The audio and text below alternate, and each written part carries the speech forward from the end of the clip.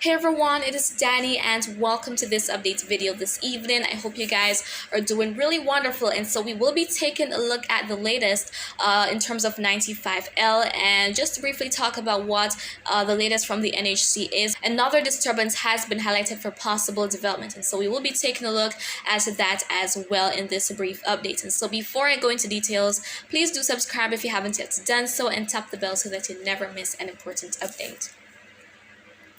Alright, so we're going to be starting out taking a look at the infrared satellite imagery of the North Atlantic. And so we can see that there is some activity across some spots, but that cluster of lots of showers and thunderstorms is quite prominent entering the Caribbean right now. So there we have that area impacting most of the Windward Islands. And I saw the comments from you guys, especially persons from Trinidad, expressing just how much rainfall there has been in some spots, even some flooding. And so this is what I mentioned in previous updates. It's just as I reiterated, regardless of it becoming something, it is going to still be a threat. It's going to be bringing that heavy rainfall, which can trigger flooding, and the water is the main concern with most of these systems, most tropical storms or hurricanes. It's really the water, whether it be from the very heavy rainfall or even that storm surge, but that is mostly with the stronger hurricanes when there was a major issue with the storm surge inundating coastal areas. But overall, it is the water that is the main cause for concern in most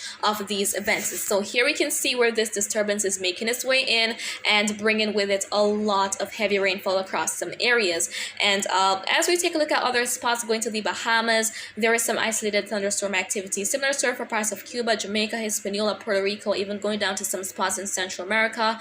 And there's also some activity in the Gulf of Mexico. But for most areas, it is pretty sunny, also hazy for some of us, as some of that Saharan dust is still lingering around. And then well to the north of Puerto Rico and the Virgin Islands is another disturbance. That is where our next area is highlighted. So imminent development is not expected. I want to get that out there. However, once it continues and makes its way into that shaded area of the southeastern US, we could see some development of it. Conditions could be conducive just enough to allow for it to become something, but as of right now, the chance is at 20%, quite low. But if it appears as though it's getting itself together and taking advantage of those conditions, then we will see the chance gradually increasing. But for now, if you're in Florida, going to Georgia, the Carolinas, you want to keep an eye on this just to see what's happening with it. But of course, I'll be keeping you guys posted as time goes by. And then going to 95L again, there we have that area that is marked, still 20% chance of development, but at this point in time, it is unlikely to become a tropical cyclone.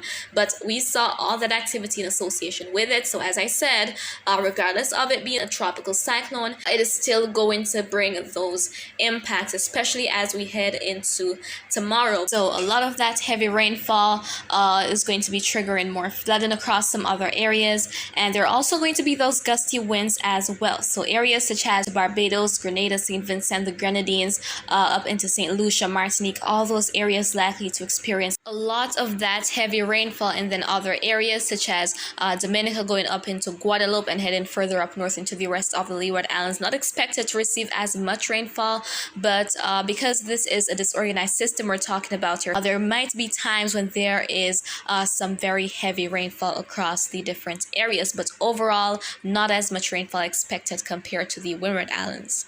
And so looking at the latest Saharan area map, we can see that there is still some dry air, as I said, some dust and dry air lingering in parts of the Caribbean, and also across the main development region. Especially across the main development region, we see lots of that dry air and dust, and that helps to prevent major intensification. That is why 95L has not managed to become a tropical cyclone. But there is a next wave out there. Models are sniffing at it potentially becoming something, and I will be keeping you guys posted on it. But as of right now, we're not seeing nothing new or anything new in the main development region is marked for development. But as I said, I will be keeping you guys updated as time goes by. So that is what I wanted to share with you in this update, and I want you guys to take the necessary precautions and stay safe with all the flooding that is expected across parts of the southeastern Caribbean. Do not take any unnecessary risks, such as attempting to cross flooded roadways or bridges, and just stay as safe as you can, guys. And that is pretty much it for right now. So if you have any questions, feel free to leave them in the comments. I will respond once I get the chance, and as always, remember to be weatherwise.